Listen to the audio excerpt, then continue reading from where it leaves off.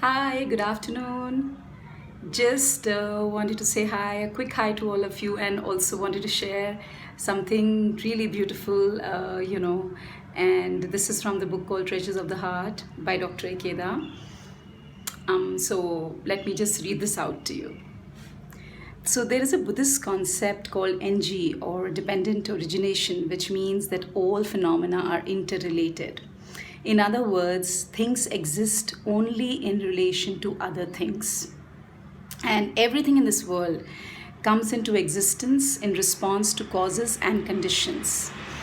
We see this in the web of nature, in the relationship between man and his environment, between the individual and society, between parents and children, husband and wife, and so on. This concept is extremely sophisticated, and the people of ancient India may have found it very difficult to understand. But there was a disciple of Gautam Buddha, who's called Shakyamuni Buddha. His disciple's name was Shariputra. So he was known for foremost in wisdom. He explained the means of concept by this analogy. Suppose there are two bundles of reeds, they can remain standing as long as they lean against each other. In like manner, because this exists, that exists. And again, because that exists, this exists. If one of the two bundles is removed, then the other will fall. Similarly, without this existence, that cannot exist. And without that existence, this cannot exist. This is a skillful metaphor. It definitely hits home in describing the problems of environment disruption where both man and nature fall together.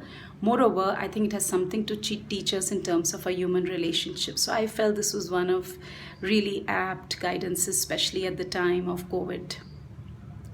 Human relations are not easy to handle. Misunderstandings between husband and wife, conflicts between couples and their in laws, and so on, are as old as human history. But they still remain very difficult to resolve. However, even if one person embraces the firm view of life that because of that, this exists, or in other words, because of that person, I can develop, then he or she need never experience pointless conflicts in human relations. The other party's good or bad points do not determine one's happiness or unhappiness. In the case of a young wife, for example, her present existence is in relation to her mother in law and husband, whatever sort of people they may be. One who realizes this point can turn everything, both good and bad, into an impetus for personal growth. Of course, I'm well aware, Sensei says that this is easier said than done. I think, therefore, it is all the more vital that we foster a sense of community and coexistence based on the awareness that we are all interrelated. We are all human beings through some mystic bond, and we're born to share the same limited lifespan on this planet, a small green oasis in the vast universe. Then how can we quarrel with each other or victimize one another?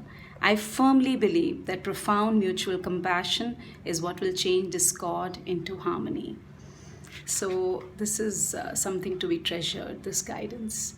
And so, thank you for permitting me to share it with all of you. This is for all my friends, maybe who haven't read this guidance of Dr. Ikeda.